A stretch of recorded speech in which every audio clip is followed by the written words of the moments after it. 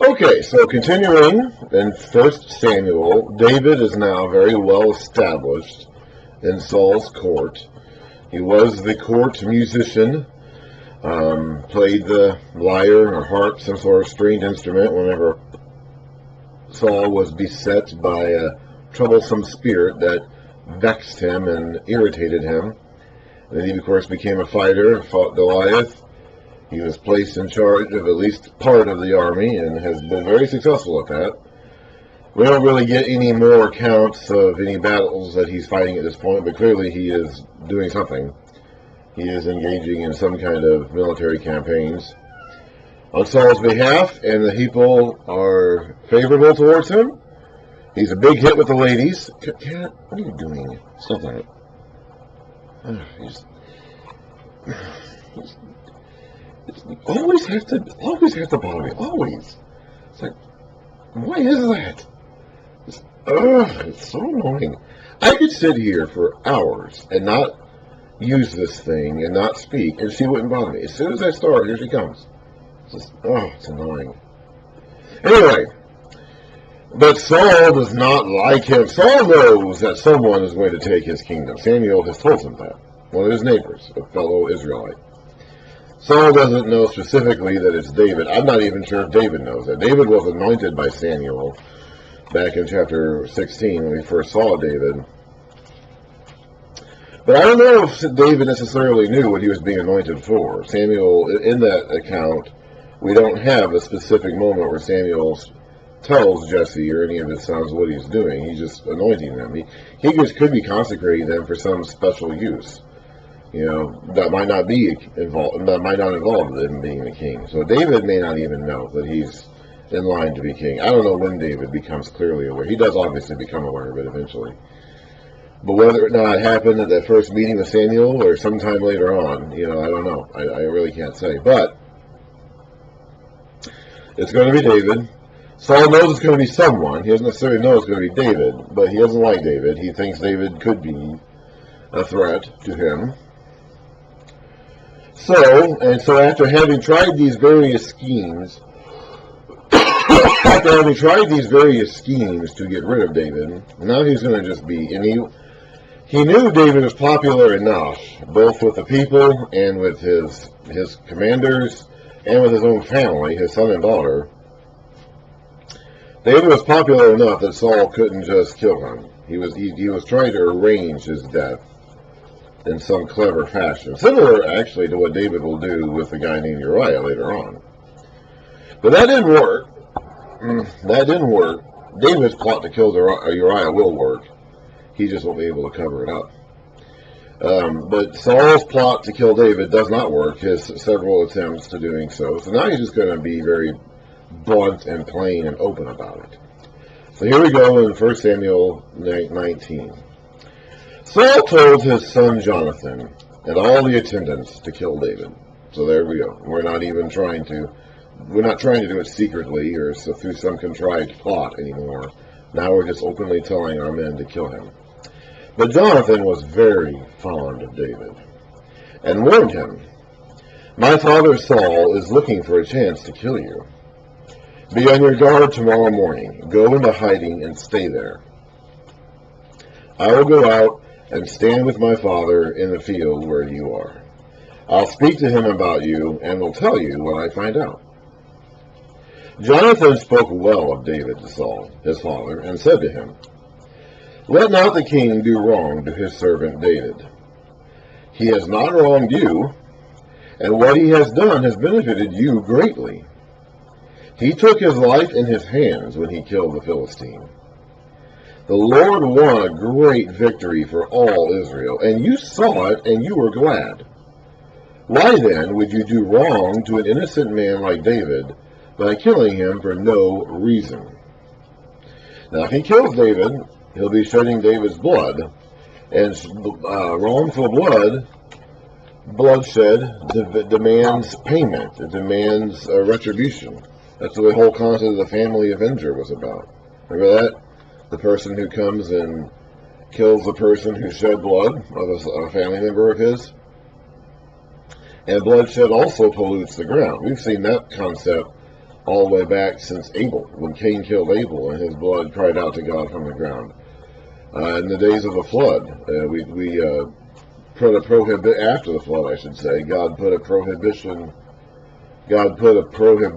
on man's murdering each other, man's life. Let's see here, Genesis 9, starting in verse 5, for your lifeblood, God is talking to Noah after the flood, for your lifeblood I will surely demand an accounting.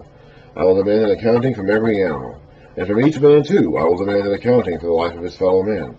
Whoever sheds the blood of man, by man shall his blood be shed. For in the image of God, has God made man. Then we have the various laws that cover, the shedding of blood, and the shedding of blood pollutes the ground, and it pollutes the land, and that becomes a problem. So if Saul goes overboard in killing David for no reason, he's going to bring disaster upon himself, his house, and possibly all of Israel.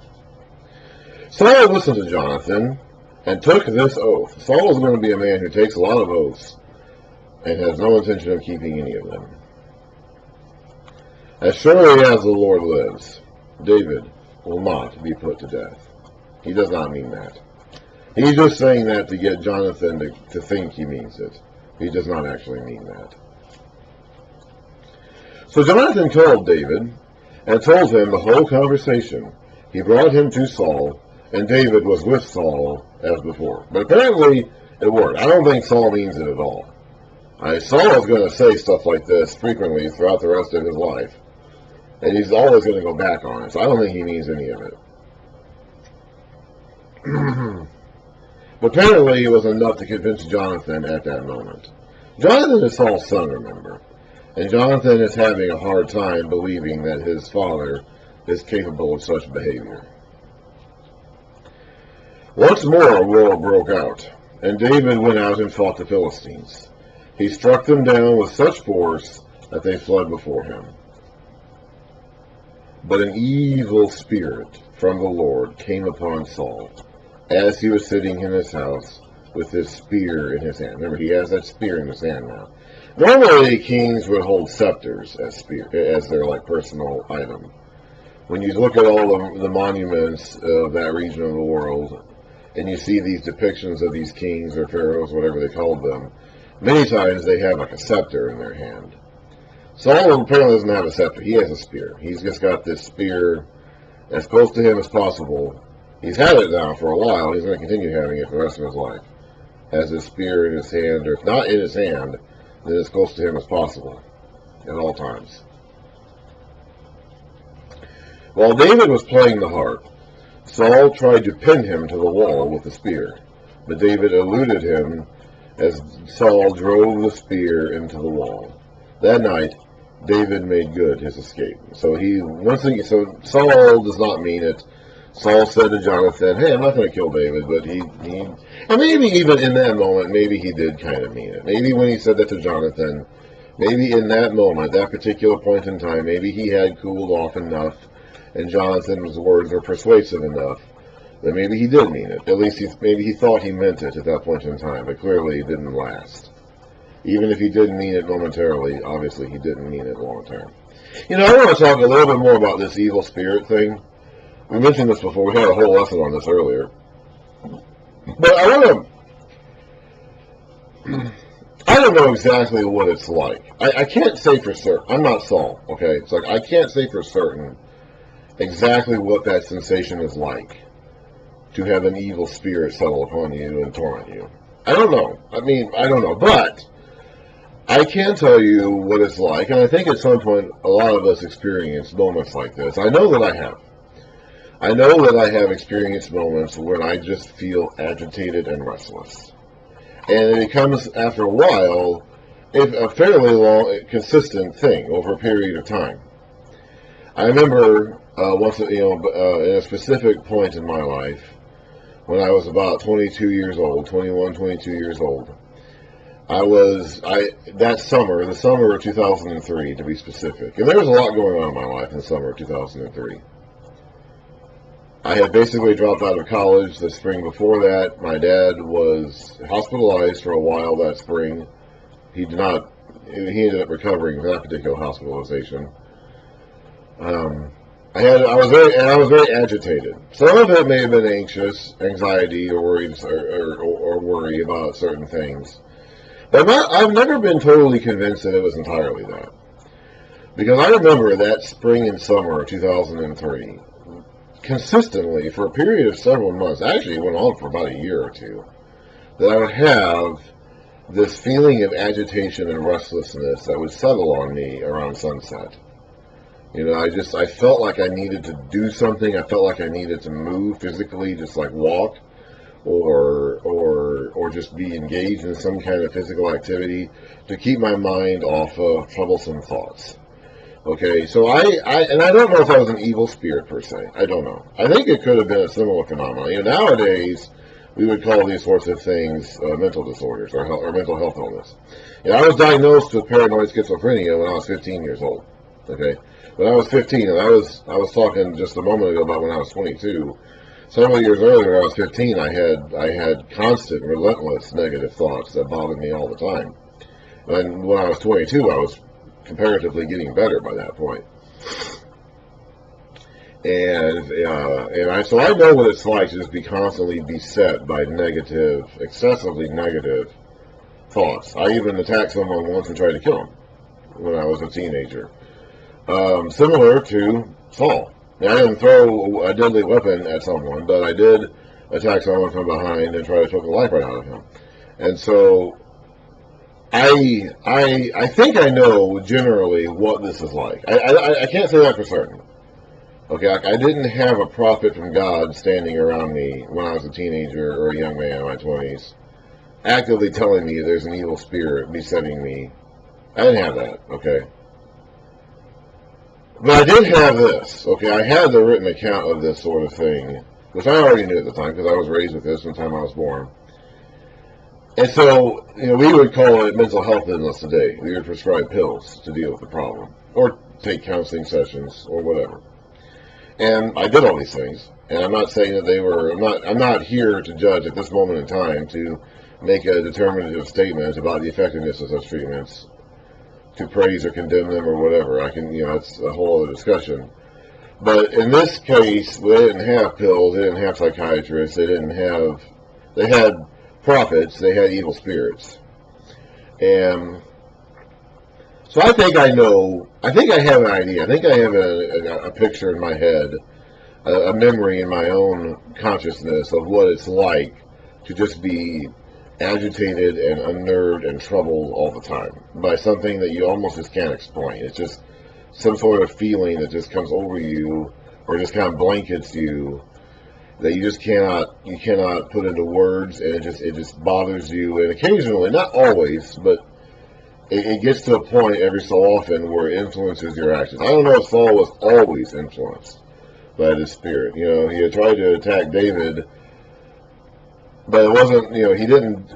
There were times that he could control himself. Like when he's talking to Jonathan here, he puts on a good face long enough to convince Jonathan to bring David back. Okay, so it's not controlling his behavior constantly, but it does take control of him. It does influence him. It does occasionally cause him to act out in these destructive ways. And so,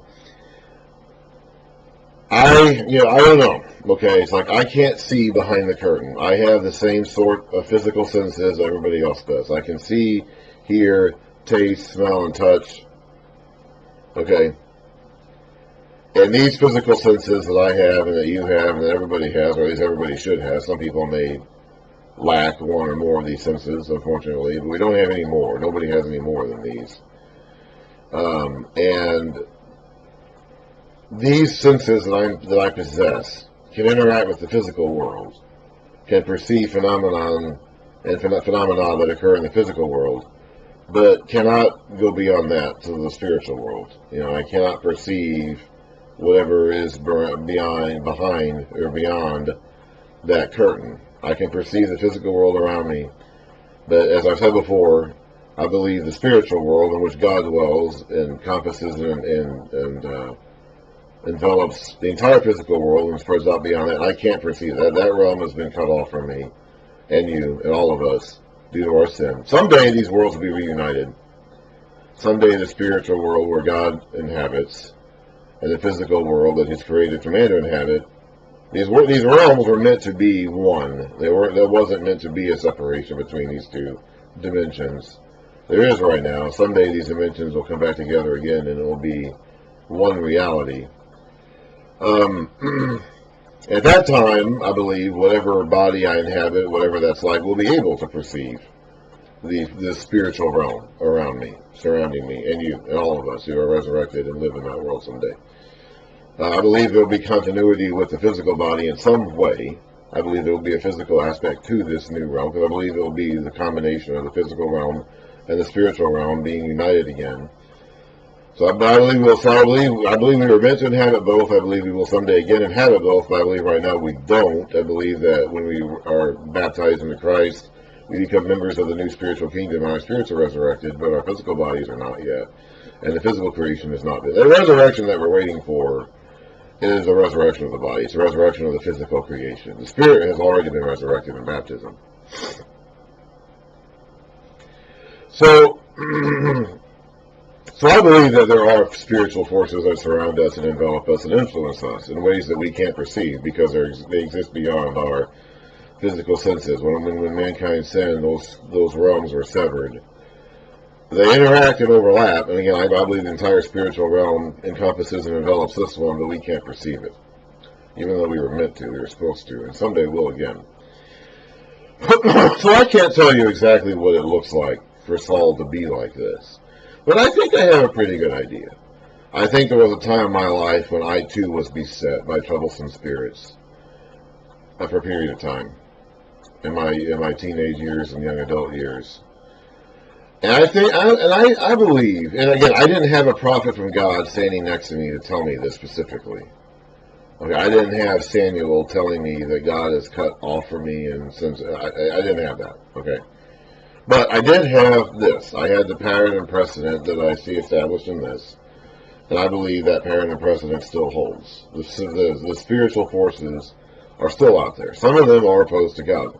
We'll read more about those opposition for. We read a little bit about it in Job. We read a little bit about it in the serpent in the garden. Okay, we'll read more about it as we go. They're all under the control of God Himself. We read in 1 Kings, we got a preview in 1 Kings about God actively sending a lying spirit to Ahab to convince him to go into a battle he's going to die in. We read about some of those other passages about God sending a delusion to people who don't want to believe Him. So they're all ultimately under the control of God. You know, the serpent was in the garden for some reason in the first place. If God didn't want the serpent in the garden in the first place, the serpent wouldn't be there. If God didn't want the serpent to be around, He wouldn't have made the serpent. Okay? So at some point, God is in control of these forces that oppose Him in the end. But they exist, and they are allowed to do their thing for a period of time, and someday they will be gone. And someday those who succumb and submit to them will be gone as well. So Saul's going to be gone. There's going to be a point in time when Saul's not going to be in the story anymore. David still will be. So I don't know exactly, but I think I have a pretty good idea. I think that this concept of evil spirit troubling Saul, I think that's something that there is a certain element of, these spirits, these principalities, these powers, whatever they are, these things sent from God to whisper in men's ears or to trouble man, I think are still there. I think they're still under the control of God. I think they still do essentially what they've always done. And I think that we can still succumb to them. We read in James about the process of temptation leading to sin, which leads to death. Now, James doesn't say anything about an evil spirit tempting us, but something can tempt us, whether it's our own evil desires, or we read in the story of the garden about Eve seeing the tree after she's been told how good it is, and then thinking, I want to eat that. That thought gets put in our head somehow, some way, and we think on it and we take action on it. Saul has this evil spirit troubling him, and from time to time he takes action on what it's telling him to do. Maybe not always, but it's there. It's a constant presence, and he succumbs to it at some point. Let's go ahead and start a new video.